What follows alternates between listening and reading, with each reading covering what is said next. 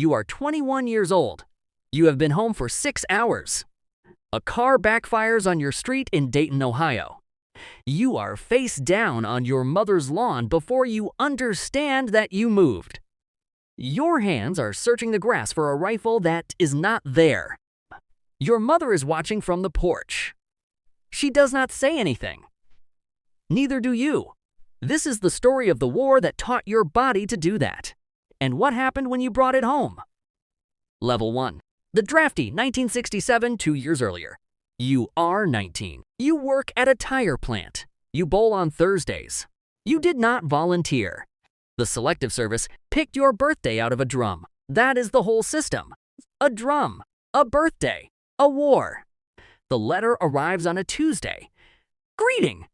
You are hereby ordered for induction into the Armed Forces of the United States. It starts with the word greeting.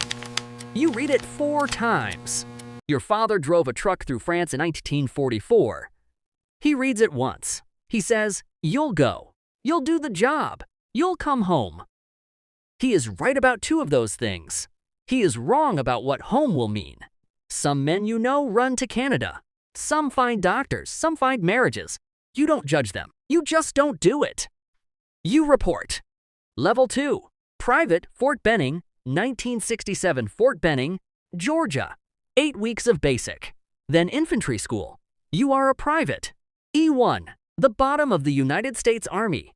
A private owns nothing, decides nothing, survives everything. Your drill sergeant is named Hooks. He did a tour in 1966. Hooks does not yell like the movies. Hooks talks quietly. That is worse.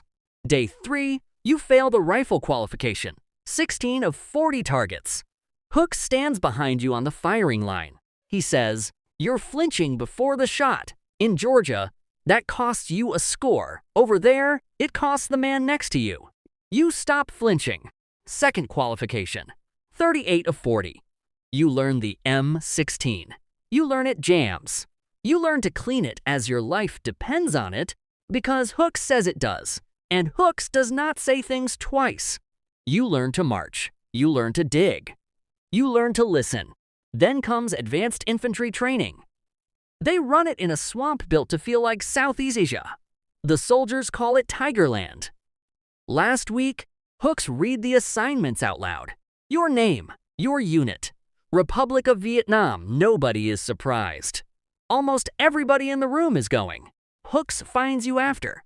He says one thing. The first month, watch everything. Say nothing. The men who talk early die early. You shake his hand. You never see him again. Level 3. Private First Class, in country, 1967. The plane lands at Cam Ranh Bay.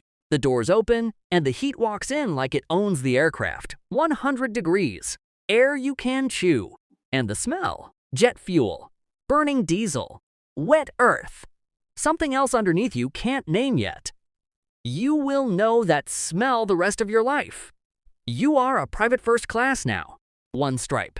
E3. In Vietnam, your real rank is a different word. FNG, the new guy. Nobody learns your name. Not yet. A machine gunner named Briggs explains it on your first day. He says, new guys get people killed. You stop being new in about 30 days. If you have 30 days. He is not being cruel. He is being accurate. Your tour is 365 days. Every man here is counting. There are men with 300 days left. They are ghosts to the short-timers. There are men with 20 days left. They will not walk near you. Your first patrol comes in week 2. Triple-canopy jungle. Visibility, 10 feet. The point man moves like he's reading the ground. 4 hours in, the jungle erupts. AK fire, close, left side. And you freeze. Everyone drops. You stand there for 2 full seconds in the open, doing nothing. 2 seconds is a lifetime. A hand grabs your harness and yanks you into the mud. The contact ends in under a minute. Nobody is hit. The hand belongs to your squad leader. His name is Sergeant Maddox. 3rd tour. 26 years old, which here is ancient. He doesn't chew you out. He waits until the column moves, then walks beside you. He says, your body didn't know what to do, so it did nothing. That's normal. Once, He taps your chest plate. Next time, there's only down. You hear the first round, you're already falling. Make it a reflex, not a decision. You spend 2 weeks practicing falling. The other men laugh at you. Maddox doesn't. Level 4. Specialist 4. The Jungle, 1967 to 1968. 3 months in, you are promoted to Specialist 4. E4. The Army's way of saying, you know your job now. Here is what the job is. You walk. You sweat. You watch the trail for wires. You fight an enemy you seldom see. Booby traps take more men than bullets some months. A wire. A board of spikes. An artillery round is buried under a trail with a pressure plate. The enemy doesn't have to beat you. He just has to be patient. You learn the jungle from Maddox the way you learned rifles from hooks. Maddox teaches you to read cut vegetation, to smell cooking fires, to notice when the birds stop. He teaches you the rule that keeps you alive. If the trail is easy, it's wrong. Easy is how they invite you in. You walk point now. Point man is the first man in the column. The first to find the wire. The first to take the burst. Most men hate points. You volunteer for it. Not because you're brave, because you trust your own eyes more than anyone else's. And Maddox built those eyes. One afternoon, you stop the column with a raised fist. You don't know why you stopped. Something is wrong with the ground. You kneel. You find it. A wire, thin as fishing line, ankle high across the trail. Connected to a 105 round in the brush. Enough to erase the front of the column. The men file past the spot one at a time. Careful, silent. Briggs passes you last. He says your name. Your actual name. That is the day you stop being new. Level 5. Sergeant Tet, 1968, January 1968. You are a sergeant now. 3 stripes. E5. Here is what a sergeant is in Vietnam. A sergeant is a 20-year-old responsible for 9 other men whose mothers will get a telegram if you trail wrong. The lieutenant has the map. You have the ground. The gap between those two things is where your men live or don't. It's the holiday ceasefire. Tet, the Vietnamese New Year. The war is supposed to pause. On January 30th, the war does the opposite. 80,000 North Vietnamese and Viet Cong troops attack everywhere at once. 100 cities. Every major base. The U.S. Embassy in Saigon itself. They call it the Tet Offensive. Your fire base gets hit at 2 a.m. mortars first. Then sappers in the wire. You fight from a trench until sunrise. You direct fire, you move men, you plug gaps. You do not freeze. Your body learned. There is only one down. At dawn, it's over. The wire is full of bodies. The base holds. Tet fails everywhere as a military operation. The enemy loses tens of thousands. But that's not what America sees. America sees the embassy under attack on the evening news. America was told the war was almost won. After Tet, America stopped believing it. The country starts turning against the war while you are still inside it. You don't know that yet. You know that you have a new private named Whitaker. 18, from Toledo, 40 miles from your house. He freezes on his first contact exactly like you did. You grab his harness. You yank him down. Afterward, you walk beside him, and you hear Maddox's words come out of your own mouth. Next time, there's only down. Make it a reflex, not a decision. Whitaker spends 2 weeks practicing falling. You don't laugh at him. Level 6. Staff Sergeant, the cost, 1968-1969. You extend your tour. Nobody back home understands that. You barely understand it. You do it because the company is full of Whitakers now. 18-year-olds. Green as June. And the men who could keep them alive keep rotating home. You are a staff sergeant. E6. A platoon's worth of lives in your hands when the platoon sergeant is elsewhere, which is always. This is the level where the war starts collecting.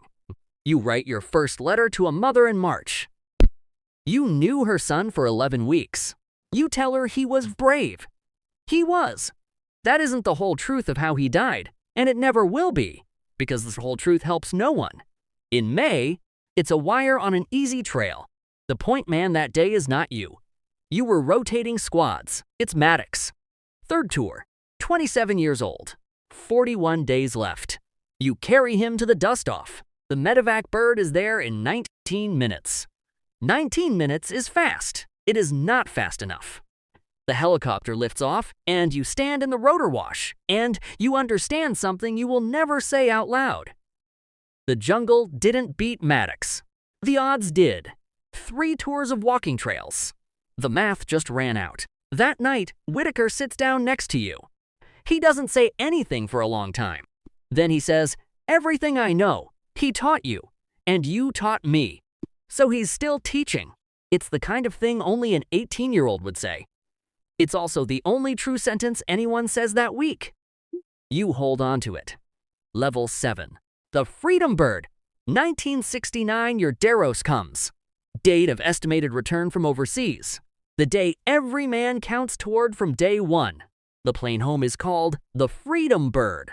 When the wheels leave the runway, 200 soldiers cheer at. You don't. You look out the window at the green below, and you do the math you've been refusing to do. You came with a plan load of men. You are not going home with all of them.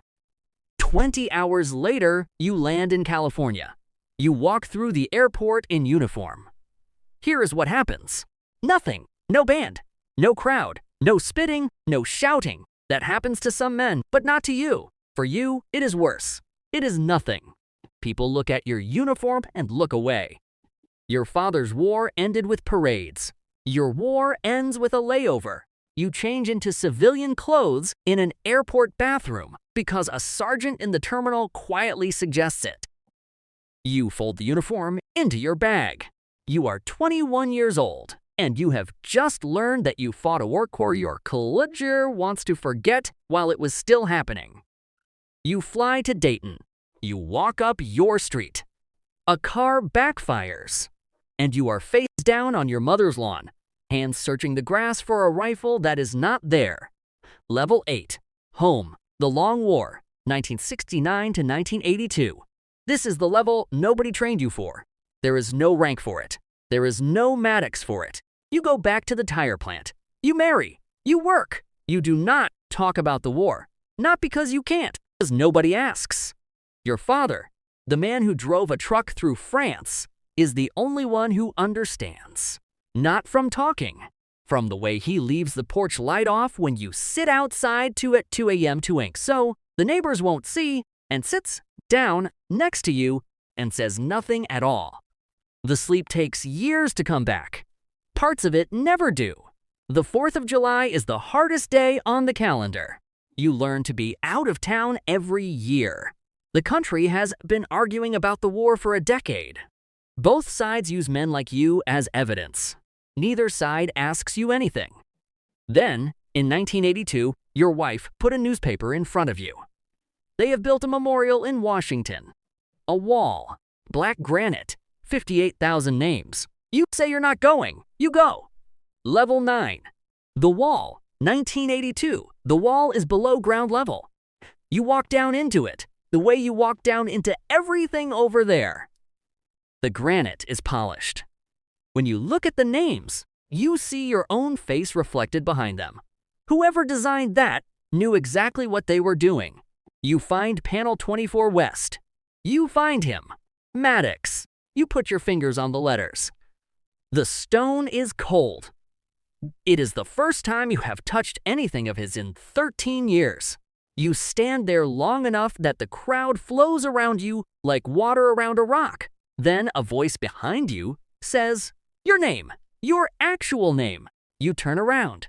He's 32 now, heavier, a mustache, a kid on his shoulders. Whitaker, from Toledo, 40 miles from your house, and it took the wall to make you meet in the middle. He looks at the name under your fingers. Then he looks at you. He says, "Everything I know, he taught you, and you taught me." He puts his hand on his son's leg. So he's still teaching. You came to this wall for the dead. You stand at this wall with the living. That is the arithmetic that comes out right. You hold on to that one. At Fort Benning, Georgia, A new class of recruits is on the rifle range in the morning heat. One of them is flinching before the shot. A drill sergeant walks the firing line behind them. He is older now. There is a war behind his eyes that he does not discuss. He stops behind the recruit. He speaks quietly. "That is worse." The recruit stops flinching. The drill sergeant moves on down the line. They do not yet know what will be asked of them, or what they will give, or what it will cost, or what it will mean. He knows. The cycle continues.